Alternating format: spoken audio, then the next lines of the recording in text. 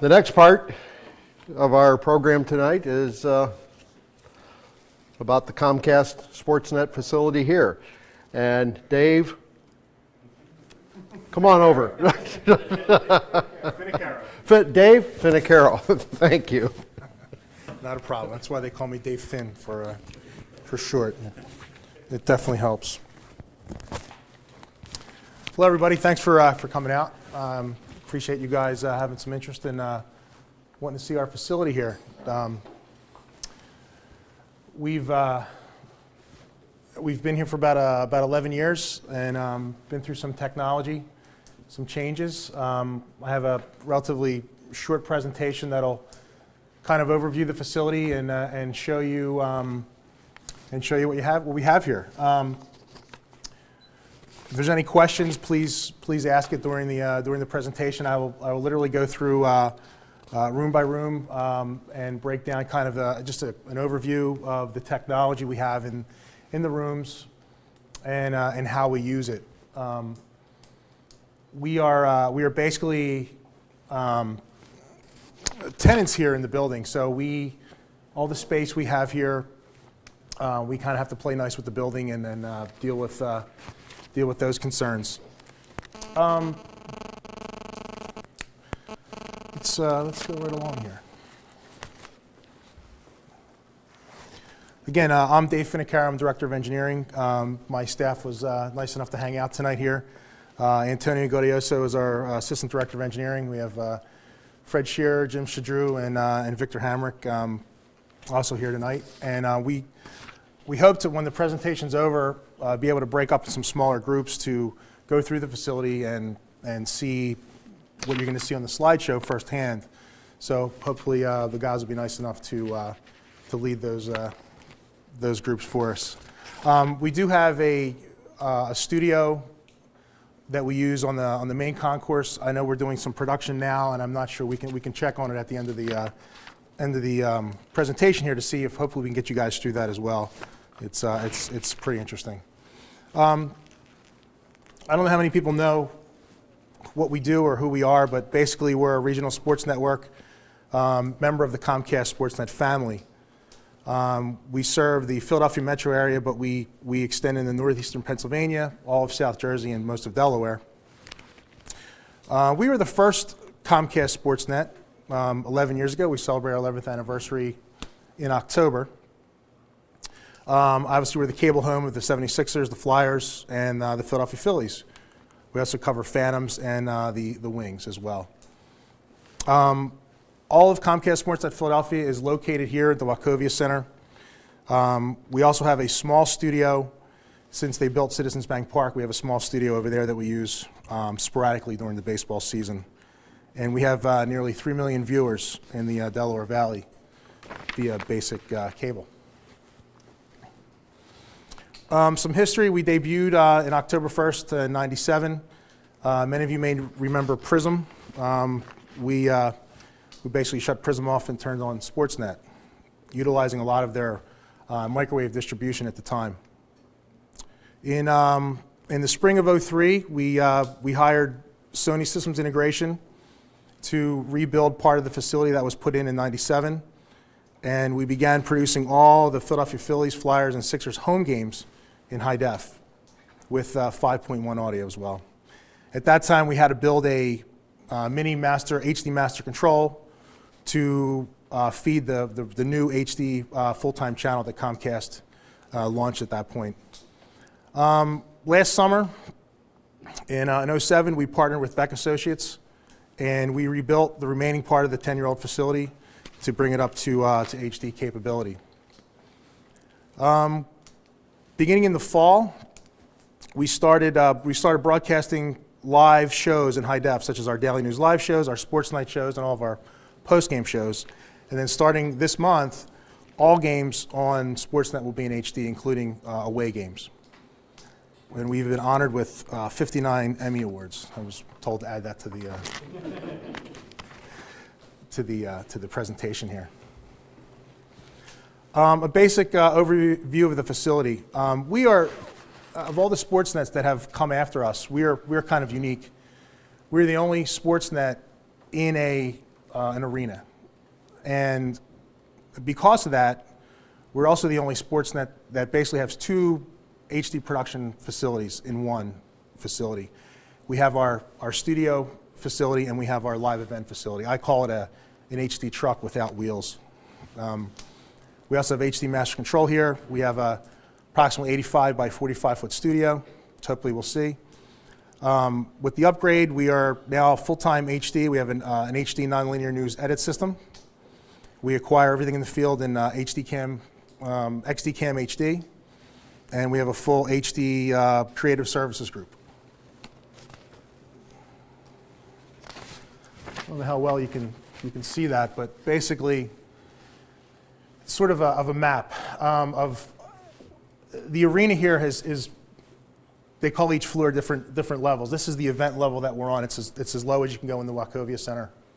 And this is where our production center is. In the production center, you can see we have our event control room and our studio control room next to each other.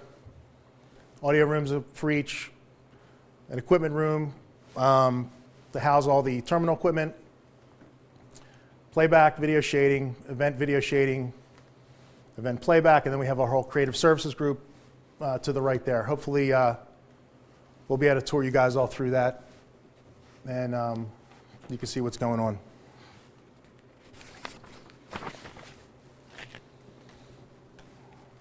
We were able to carve out some studio space. Space is a real premium here in the building. It doesn't seem like we never have enough. So we're fortunate to have enough studio space.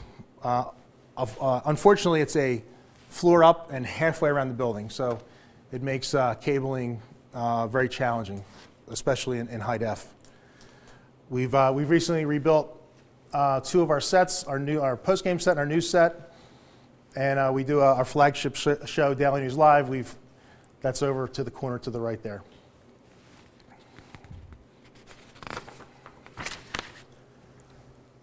Again, being the first Sportsnet 11 years ago, it's the Comcast SportsNet model has basically took off, and Comcast has used us as a model and is deploying it across the country.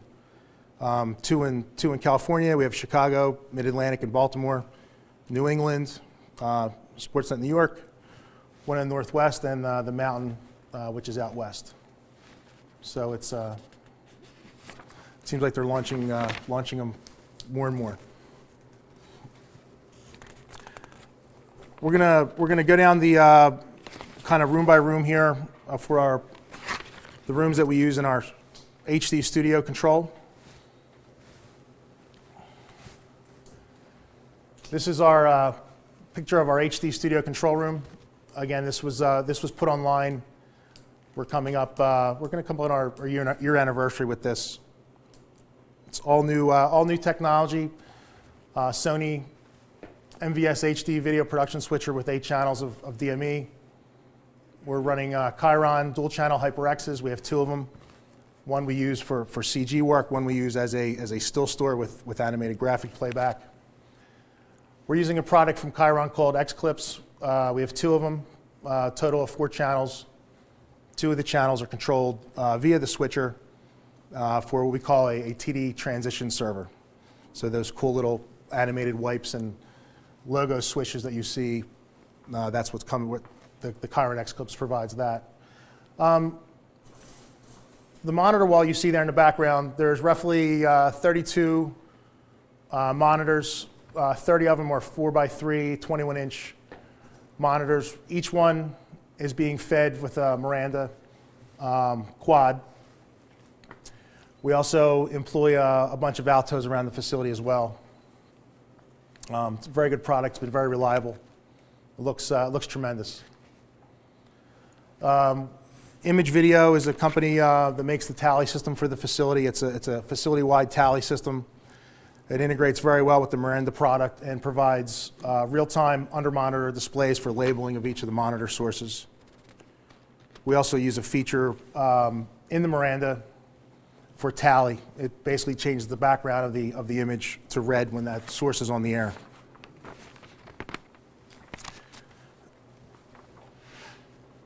Audio, audio for the room is done with an SSL C100 digital audio console. We found SSL a little while back when we were rebuilding our event facilities, and the console just makes sense for us. It's a very robust console. It allows 5.1 audio on one single fader. It's the heart of the operation here. It also acts as an audio router within itself. Running the standard digicards for audio playbacks, RTS digital intercom system provides intercom, IFB. Again, using Miranda technology there. We have some Sony LMD monitors in that room, along with the NEC flat panels, and we went with Switchcraft for the jack field. We also have the ability to do dial-up IFB and dial-up intercom to handle all of our remote live shots that we do.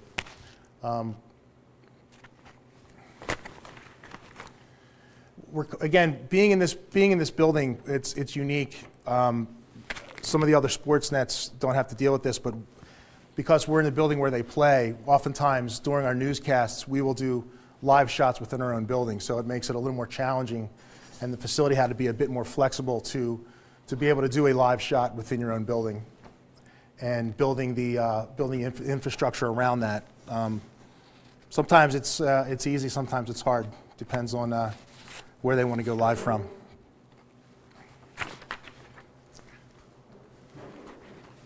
Video shading for the studio control room. We went with the Sony HDC 1400 cameras. Again, using LMD 2050s and 9050s in there. A few leader waveform monitors. All of our cameras have SMPTE fiber connectivity. And we also have a SMPTE fiber patch panel, which I'll go a little more into later at some detail, but we have this building wired with roughly 20 drops for SMPTE fiber for the cameras. We also use the drops in this building for our HD event production as well.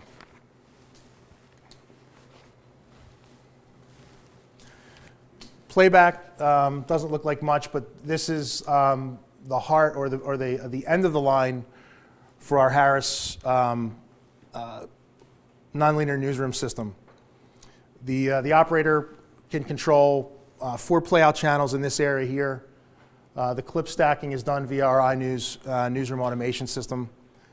We also have 3 or 4 channels that the operator can also manually call things up and play media back in, primarily as a fail-safe, or oftentimes they end up supplementing the show with manual media that's played back.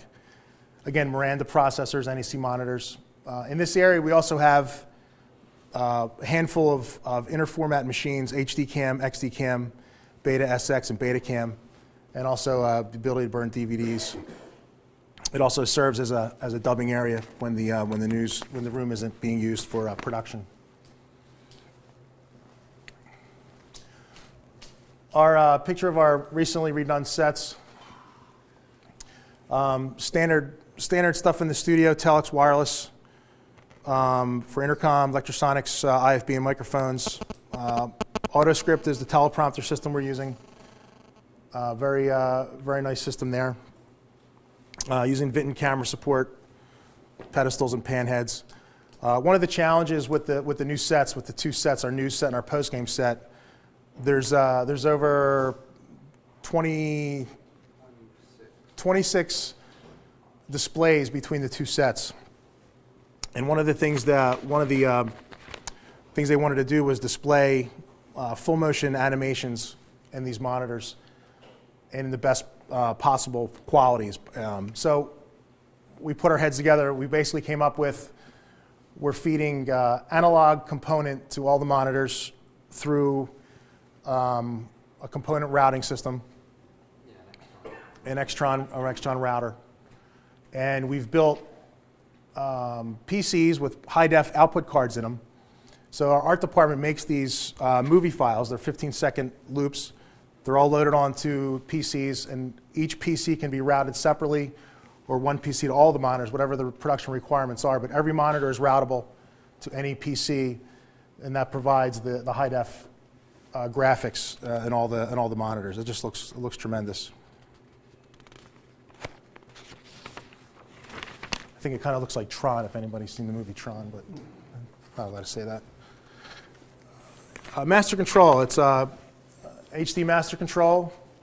The heart of the master control is an Envision master control switcher, or master control switcher engine, running in a 128 slot frame. We also have 32 by 32 of HD SDI routing. Our entire facility on the studio side is using embedded audio. We also have Harris 3600 Nexio transmission servers running under Harris Automation. More Chiron products for branding, for animated logo playback. Sony Bravi LCD monitors, and again, we have the same complement of HD Cam, XD Cam, Beta, and Beta Cam and DVD for master control dubbing purposes. You never know when you're going to get a spot in a DVD or. Is your SD channel separate, or is that derived from that? We downconvert. So our entire facility is high def, and then we downconvert the final output for our standard def customers. So we basically, if anything's coming into the facility, we upconvert it to high def, process everything through the facility in high def, and then downconvert on the final. Control branding is different on the two, so you've got two. No, the branding is the same depending upon where we do a center cut. So basically the graph, if we put the HD logo to the right, so for the standard def customer, when it gets center cut, you lose that HD part of it. So. You're not running another automation channel? No. Some people went with that model. We chose not to, and it's been working pretty well. With the rebuild, we actually the production people let us engineers take a little piece of the facility, and I do mean little, for a little room we call Tech Ops. It's basically a room that we're not in the freezing cold terminal equipment room looking at scopes and things like this. We have a little room to call ourselves. We can monitor the facility, anything coming into the facility, anything going out of the facility. There's Fred hard at work there in the picture. Satellite dish control, routing. We do a lot of, our facilities use a lot for a big routing hub. We take a lot of feeds into the facility. We have a lot of feeds going out of the facility, interconnected to other sports nets, CN8, other Comcast entities. This room is integral part of our day, and there's usually one of the guys usually in there doing something creative.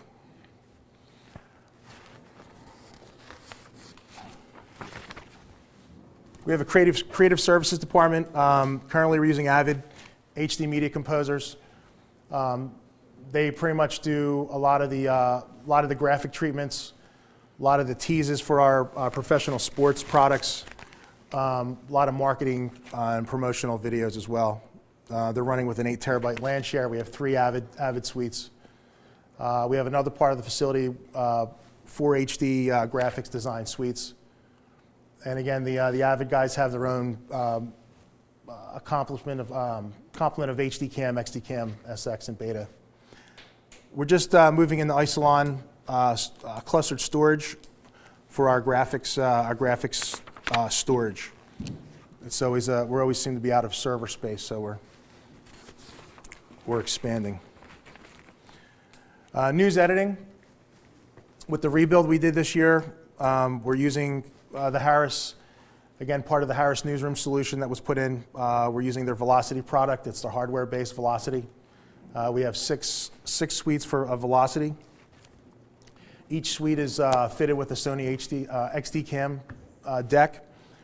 The shooters come back from the field with XD Cam. They plug right into the suite and file-based transfer their material right into the SAN, and it's instantly available to all the editors. They really enjoy that. We replaced 4 linear edit suites with 6 nonlinear suites, and in each suite, it's kind of unique. But they do all their own. The talent goes in there and does all their own voicing of the packages. So there's a microphone, and audio ingestibility in each suite. News ingest, we have nine baseband ingest channels into the Harris nonlinear news edit system. We have a room set up with 6 ingest stations where interns basically monitor the baseband records for that night. They could be games from anywhere, and there's an iNews terminal there. They actually log the action as it's going on. We also have a room with 2 Beta SX ingest stations that go directly into the server. We have about 10 years of material on Beta SX, so they're always pulling stuff from archive and dumping it into the server through there.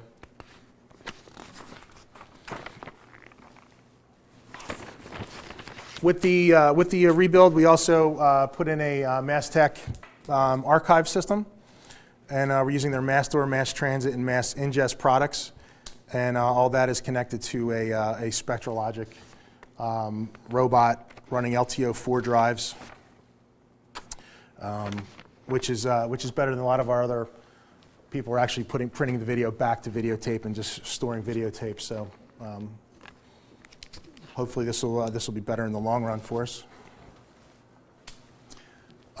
Field ENG gathering. Again, we're using Sony PDW F350s and 300s. No, I'm sorry, 350s. We also have a complement of portable F30s and F70 XD cam decks, and we have a few Sony Vegas Pro laptop edit systems where producers and cameramen can go out in the field, use the Sony Vegas Pro systems to edit their footage together and print it back to XD cam for transmission back to the facility here. And Miller is who we're using for tripods and heads for the ENG stuff. Our terminal equipment room, it's a big room. We have 44 racks in it. Where it seems like I think we've expanded it 3 times since the start of the network here. It's home of a lot of different pieces of terminal equipment. Some things Envision routing. We have a 256 squared HD SDI router, a 32 squared HD SDI smaller router that's backing up our master control switcher, and we do 32 squared of ASI routing as well. On the event side, we have a bunch of Sony routing as well, a Raritan KVM system. KVM system's really nice. It was put in with this last rebuild. We can basically access any PC in the facility from just about anywhere, even remotely through the internet, which is really nice since I'd say 90% of all our broadcast equipment is now a PC anyway. So Evert's master clock system, and just a ton of Harris glue holding the facility together. Everything's backed up with a Liebert 125 kVA UPS system, which should have enough oomph to keep us on the air for about 20 minutes. The building here is dual fed from Pico. They claim it's unsinkable like the Titanic, but we all know what happened to the Titanic. I don't think we've ever been off the air because of an outage, but it's been close a few times. We're actually scheduled this year to get a generator. Remote connectivity. We have a lot of remote connectivity. One of the challenges being here at the Wachovia Center, we have a small dish farm on the roof of the building, which is not fun to access. Fred can tell you that. He was up there today. We have 3 steerable antennas up there. We have a 4.5 meter and 2 3.7 meter antennas. We have a dish located over at the Spectrum, which we're going to have to relocate at some point when they tear the Spectrum down. We do a lot of, we have a bunch of Harris X75 up, down, and cross converters. It's a great little device. Being a 1080i facility, we often take feeds from ESPN, who are 720p. We use the X75s to cross it over to 1080i for us, which does a really good job. We have roughly 16 inbound circuits from Verizon, and we have about 6 outbound circuits. We also have recently connected up into the Comcast IP CRAN, which is their converged regional area network, which we will begin streaming the output of our encoders for both high def and standard def over the CRAN via IP, hopefully in the next few months.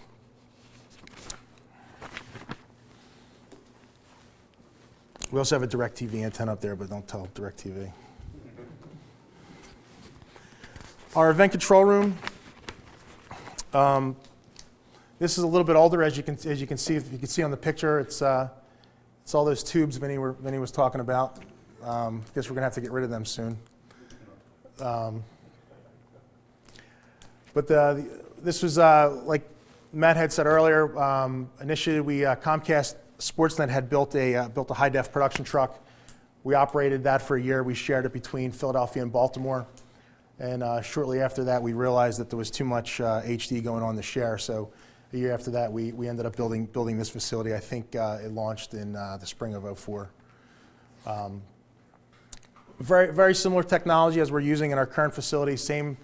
Matter of fact, with the rebuild last summer of the studio side, we upgraded the switcher in this control room to stay compatible. Sony MVS 8000. Same Chiron technology. For the switcher transitions, we're using a little older technology from Fast Forward.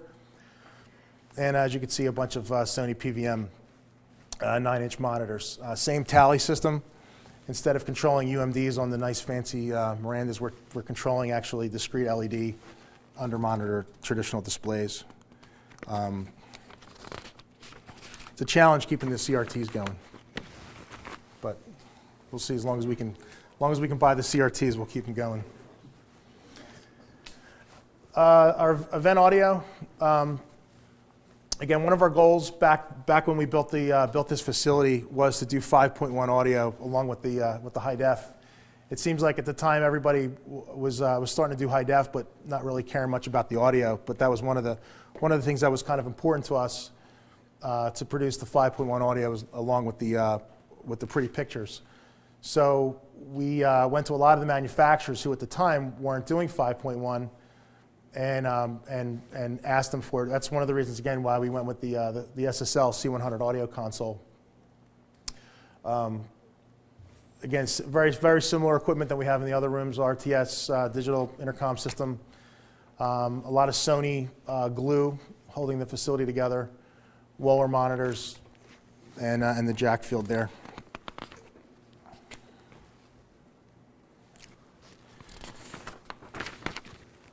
Replay for the event control room.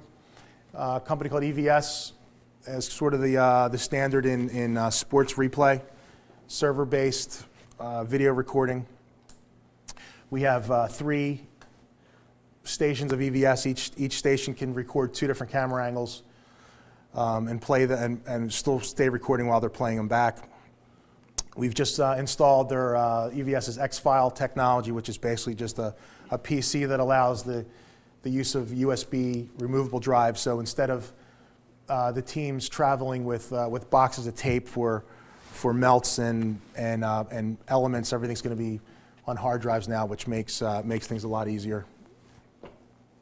Sony HD Cam technology. We have 3 HD Cam decks in there. 2 of them we use for replay along with the EVSs. One of the HD Cam decks, we actually wrap it with a Dolby E encoder, so we can actually record our program with the 5.1 audio on that deck. Using DNF slow-mo controllers as well on the VTRs. Video shading, we're using HDC 900 and 950 cameras. Again, on SMPTE fiber. When we put this facility in, that's when we wired the Wachovia Center. The Wachovia Center, when it was built, was wired with audio, video, and triacs to a lot of drops in the arena for television. But it was obviously before SMPTE fiber was out. So we had to go back and in selective drops. We're probably about 20 to 25 drops in the building that we have wired that we can plug a camera in. And we also designed a SMPTE fiber patch panel, so it allows us to basically patch, cross-patch any of our CCUs to any of the drops in the building to go live in, or to cover the live events. Are you using that facility for baseball too? And you have SMPTE fiber going over to? We do. There's some slides later in the show that kind of discuss the venue interconnects, but yes, it's the same. We actually produce all the Phillies telecasts from the control room in this building, using fiber that's actually laid in ground permanently over to the ballpark. Actually, that's the next slide. Venue interconnect. Again, so being in the Wachovia Center in the lower left corner, Lincoln Financial Field to the right, Spectrum, and the ballpark. We have 72 strands of single mode fiber into the Spectrum. We have about 36 strands over to the Lincoln Financial Field.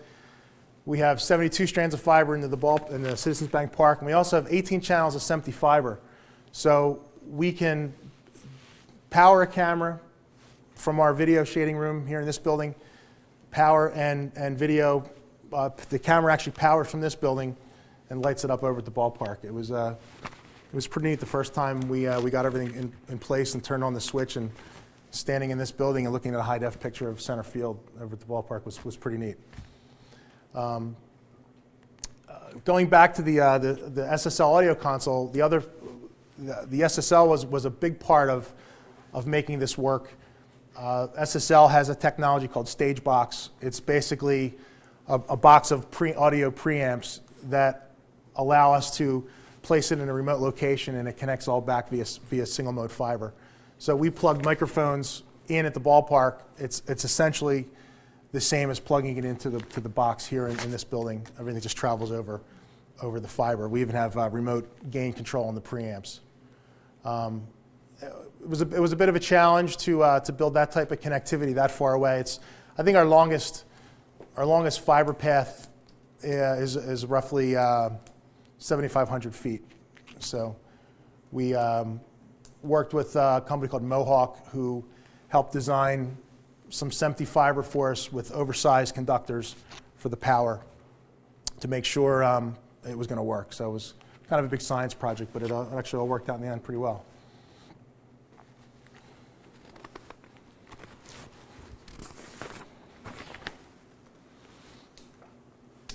Some of the details on the SMPTE fiber connectors. We chose to go fiber cameras versus HD Tri-X cameras. We felt the pictures were better, even though it's a little more challenging dealing with fiber. There's a lot of unknowns. One of the things that helped us was the SMPTE pigtail. The photo to the right basically shows a SMPTE camera connector broken out to the 2 fibers and the 5 copper strands. And that's what we have in place in both venues here and the ballpark. So what we have pulled from the permanent cable that's pulled there is basically just optical cable with DC running with it. We terminate that. If a connector goes bad, we don't actually have to terminate a SMPTE connector, which is quite difficult to do in the field. We just replace a pigtail connector. So it comes down to two SC connectors and a DC connector, and we can refresh the connection. And they've actually been very, very reliable. I don't think we've replaced more than maybe 2 or 3 in the 2 or 3 in 4 years. Yeah, which has been very reliable. It's more cleaning than anything. You keep it clean, and everything works well. The picture to the left is our SMPTE patching that's in our video shading room here. So all the SMPTE ties that are in this building, and also that go across the street to the ballpark, show up in that area, and we use a short cord to cross connect to light the circuits up. And then just one more slide. It just shows the terminations. The picture to the right is the truck bay here at the Wachovia Center, and the picture to the left is what's over at the ballpark. So it's all very simple. That's all I have. Anybody have any questions?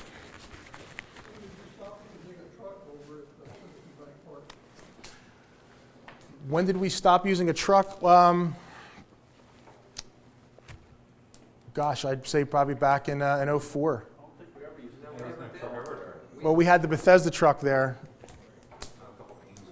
when we first launched our HD product, but we haven't had to use a truck over there since we built the HD facility here, the HD event facility. Obviously, there's still trucks that come there for the away feed or the visiting team. Absolutely. One of the challenges that we had to do was because we didn't have a truck over there anymore. We actually had to build I/O panels and things like that into the truck parking area so that we could still, in sports television, there's a lot of sharing. So we put up a camera. We may give feeds of that camera to the visiting team and vice versa because there's only so many camera locations. So we had to make sure that we could give the signals that we needed and also receive the signals that we needed. So we basically had to create a truck I/O panel over at the ballpark to become truck friendly. So that was also part of the challenge. We also use a lot of telecast equipment to accomplish that as well. In baseball, are you still doing split feeds where you're feeding both stations home and away? Or are they bringing in a separate truck? Most of the split feed stuff is, it's funny. It kind of goes full circle. It was split feeds were real popular a while back, and then when as telecasters started desiring more and more capability, one control room feeding two telecasts kind of fell by the wayside because there was not enough horsepower in the production facility to support that. Everybody wanted their own tape machines, their own graphics, their own cameras. So that kind of led to the separate trucks. Now we're seeing, especially with HD, and the cost of HD being so much more to produce the games, the whole split feed thing is starting to come back. So the truck manufacturers are actually building specifically these smaller, lower capability trucks for split feeds that really can't function on their own, but when they're parked next to a full-blown truck, they provide almost full-blown connectivity, but at a much lower cost. So As the ISO cameras and their stuff is split.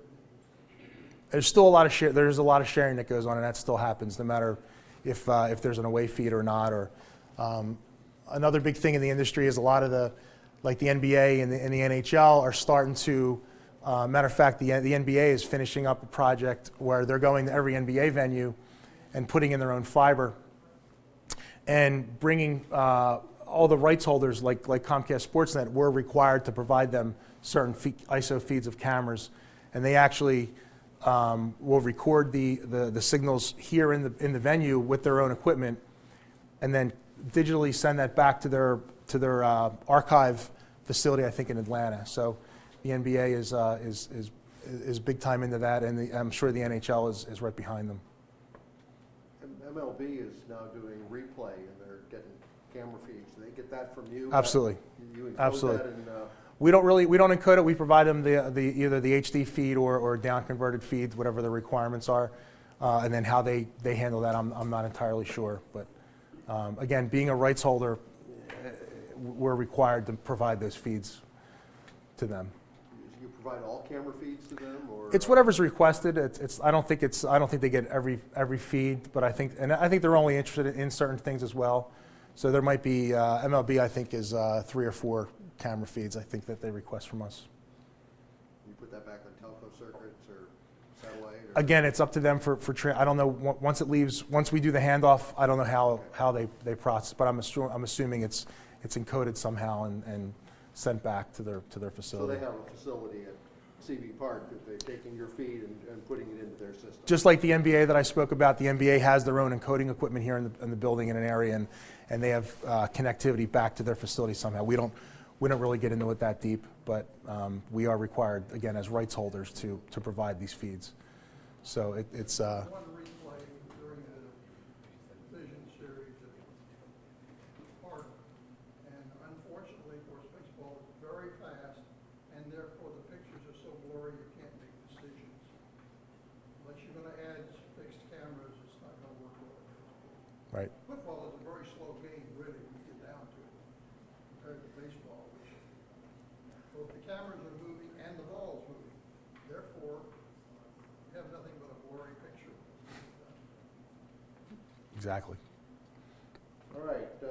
Yes. How are when you've got cameras over the ballpark that are connected with a SMPTE fiber How are you sharing those over at the ballpark? That's a good question. Basically, the cameras come back to us over the dedicated SMPTE fiber, back to the CSU that's here in this building. And then we DA the HD video feeds, and we literally send the HD video back over across the street. And we have, I think we have about 10 HD cameras that we actually just send back over, regardless of who's using them or not. But there's an output available for each camera. It's available in high def or standard def. That's what sucks up your 72 single mode fiber. Exactly. But and I think we're probably, I think we only have a couple left actually after all that, and so. All right.